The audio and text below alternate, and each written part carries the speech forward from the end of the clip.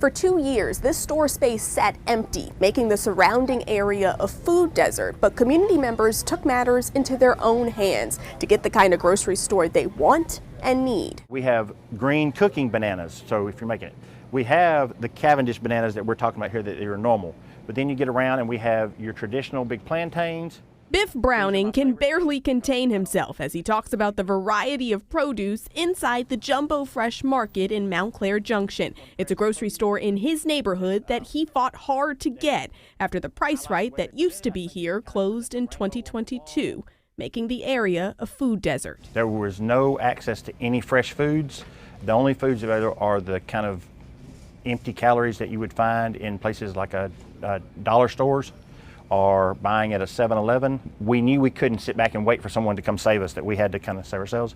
So I reached out to Councilwoman Felicia Porter. Together, Biff and Councilwoman Felicia Porter started talking with community members about what kind of grocery store they wanted, and they approached grocery stores themselves in search of a company that would prioritize fresh, healthy food. We took a year and a half, went to respective grocery stores that we knew, some of the larger chains in Baltimore that we knew, and we just kept coming up with a gridlock related to the business model, related to the business viability within community. And so Biff and I concocted a plan to go against the smaller grocery stores and seeing how we can scale up. And that's exactly what we did. That's how they found Collado Holdings, a smaller grocery store operator that had a location in Bladensburg and a vision for a grocery store that served the community with fresh ideas and fresh food. Councilwoman Porter spearheaded the idea for an incentive model to attract the store to Montclair Junction using money from the Casino Local Impact Fund. That fund uses revenue from slot machines at casinos in Maryland to benefit communities near the casino in South Baltimore.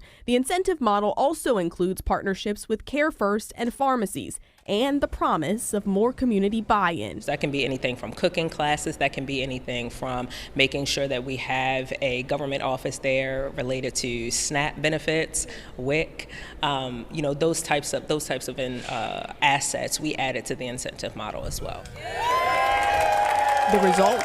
A deal. In the summer of 2024, the Jumbo Fresh supermarket in Montclair Junction opened, accepting EBTs so anyone can purchase their food. You won't find a whole lot of frozen processed food. Instead, you'll find fresh seafood and meat. People can come in here and ask for the fresh cut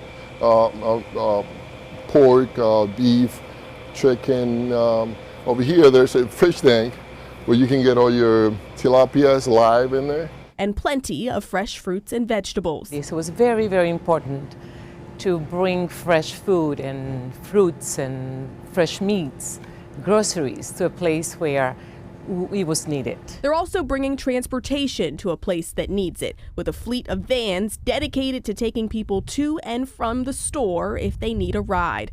Much more than just a grocery store. Well worth the time for Biff. Well worth the fight. If people don't know to ask for more, they settle. And Councilwoman Porter does not want any neighborhood to have to settle for being in a food desert. This is a food justice issue where we are seeing that communities, more affluent communities, have multiple grocery stores within their 1 mile radius, but we have underserved communities that do not have a grocery store at all. We have to recreate how we do grocery stores in the city of Baltimore. We have to think creatively, and we have to use the assets and partnerships existing that we have in Baltimore to leverage those opportunities. Biff and Councilwoman Porter hope to take what they've done here and replicate it in other neighborhoods that are food deserts. We will certainly keep you updated on their progress. In Pigtown, I'm Brianna Ross, WBAL TV 11 News.